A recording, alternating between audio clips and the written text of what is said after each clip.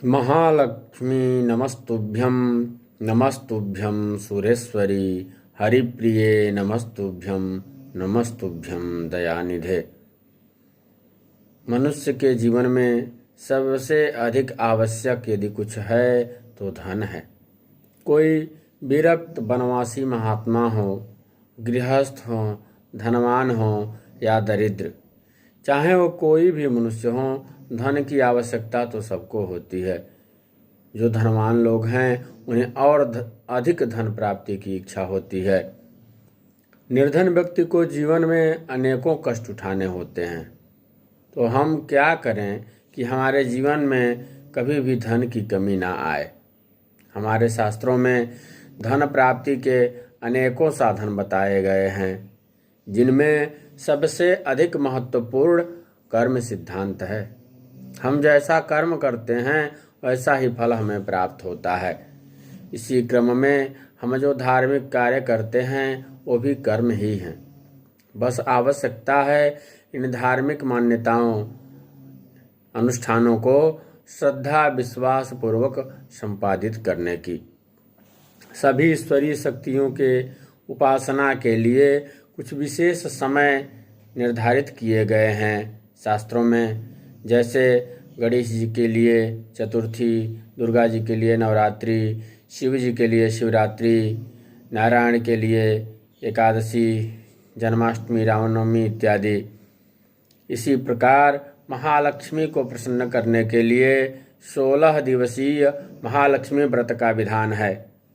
काशी के लक्ष्मी कुंड पर स्थित महालक्ष्मी मंदिर में 16 दिनों तक लाखों की संख्या में श्रद्धालु आते हैं। कन्याओं और स्त्रियों के द्वारा इस व्रत को आचरित भी किया जाता है। भाद्रपद शुक्ल पक्ष की अष्टमी से प्रारंभ होकर आश्विन कृष्ण अष्टमी तक अर्थात जीवित पुत्र का व्रत तक नित्य महालक्ष्मी की उपासना होती है।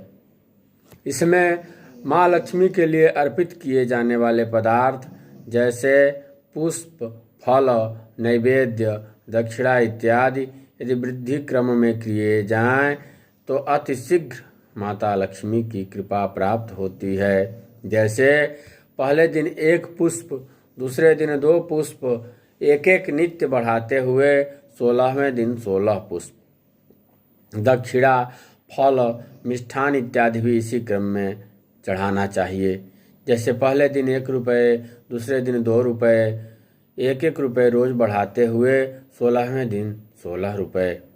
यह संख्या अपनी क्षमता अनुसार हो सकती है। जैसे पहले दिन 5, दूसरे दिन 10, तीसरे दिन 15, इसी तरह से 16वें दिन 80 रुपये होगा। पहले दिन 10 रुपये, दूसरे दिन 20, 30, 40, 50, इस तरह से रोज बढ़ाते हुए 50 से भी शुरू कर सकते हैं, 100 रुपये से भी शुरू कर सकते हैं। जो क्षमतावान व्यक्ति हैं वो अपनी क्षमता के अनुसार और अधिक से भी कर सकते हैं। जितना करेंगे उसके 2 गुने, 3 गुने, 4 गुने से होते हुए 16 गुना तक करना होगा। यानी रोज उतनी ही संख्या बढ़ानी होगी। अधिकस्य अधिकम फलम, जितना अधिक कर सकें उतना ही अधिक लाभदायक होता है। फल मिष्ठान्न चढ़ाते हैं तो स्वयं प्रसाद रूप में ले लेना है और दक्षिणा ब्राह्मण या कुमारी कन्याओं में बांट देना चाहिए। हम यह क्रम अपने घर के मंदिर में या लक्ष्मी जी के किसी भी मंदिर में कर सकते हैं। काशीवासी तो 16 दिनों तक लक्ष्मी कुंड जाकर माता के दर्शन से लाभान्वित होते हैं। इनमें बहुत से ऐसे भक्त होते हैं जो वृद्धि क्रम में परिक्रमा करते हैं, अर्थात पहले दिन 1 परिक्रमा, दूसरे दिन 2 परिक्रमा, नित्य 1-1 बढ़ाते हुए 16वें दिन 16 परिक्रमा। यदि मंत्र जप पाठ इत्यादि करना है तो वो भी वृद्धि क्रम में होना चाहिए। जैसे किसी मंत्र का जप करते हैं तो पहले दिन 1 माला, दूसरे दिन 2 माला, 1-1 माला बढ़ाते हुए 16वें दिन 16 माला, और यदि हवन करना चाहें तो हवन भी करें जीवित पुत्र का व्रत के अगले दिन। लक्ष्मी जी के किसी भी स्तोत्र का पाठ इसी क्रम में कर सकते हैं और इसी क्रम में दीपदान भी कर सकते हैं, एक एक रोज बढ़ाते हुए। जैसे पहले दिन 1 दीपक, दूसरे दिन 2 दीपक, तीसरे दिन 3 दीपक, 16वें दिन 16 दीपक।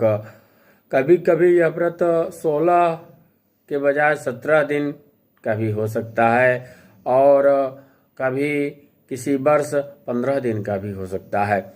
जो लोग शीघ्र धनवान बनने के इच्छुक हों उन्हें इन कार्यों के साथ साथ श्री सूक्त के द्वारा बिल्वपत्र घी में भिगोकर बेल की ही समिधा में हवन करना चाहिए। पहले दिन 1 पाठ से 16 बिल्वपत्र, दूसरे दिन 2 पाठ करेंगे तो 32 बिल्वपत्र, तीसरे दिन 3 पाठ से हवन करेंगे, चौथे दिन 4 पाठ से हवन, ऐसे ही 16वें दिन 16 पाठ से हवन होगा। उस दिन 256 बिल्वपत्र की आवश्यकता होगी।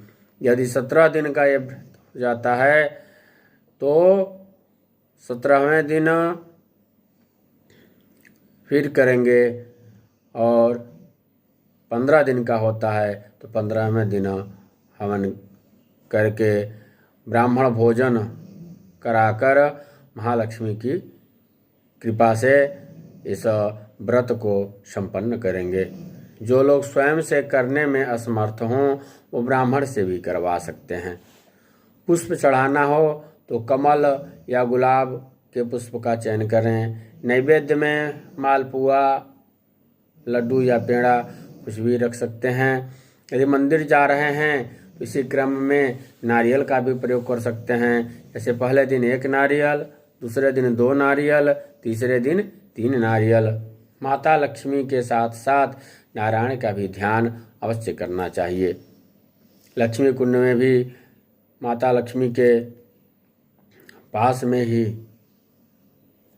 समीप में ही जगत पालक भगवान नारायण महाविष्णु का भी मंदिर है।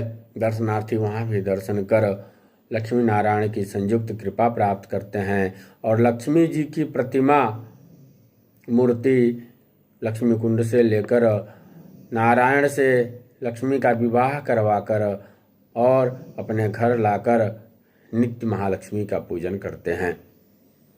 अतः सभी सनातन धर्मी इस व्रत को अवश्य आचरित करें। इस वर्ष 13 सितंबर 2021 सोमवार से प्रारंभ होकर जीवित पुत्रिका व्रत तक यह महालक्ष्मी व्रत का उत्सव मनाया जाएगा। यदि आपको बीच में किसी भी दिन इस विधि की जानकारी मिलती है, पहले दिन से नहीं जानते हैं, दूसरे तीसरे दिन, 8वें दिन, 10वें दिन, किसी भी दिन इस व्रत की जानकारी मिले तो उसी दिन से, उसी दिन के क्रम से प्रारंभ करना चाहिए। जैसे यदि 5वें दिन पता चले तो 5 की संख्या से प्रारंभ करें। परिक्रमा करना हो तो 5 परिक्रमा करें, अगले दिन 6। 8वें दिन पता चले तो उस दिन 8 परिक्रमा करें, दूसरे दिन 9, तीसरे दिन 10। इसी तरह से सभी जो भी उपाय हैं, जो भी विधि हैं, सबको संपन्न करना चाहिए। सभी सनातन धर्मियों से अनुरोध है कि इस विधि को अपनाकर धन की कमी दूर करें, सुख संपत्ति की प्राप्ति और महालक्ष्मी नारायण की कृपा प्राप्त कर जीवन को खुशहाल बनाएं। जय महालक्ष्मी, जय विश्वनाथ, जय जगदम्ब, जय लक्ष्मी नारायण।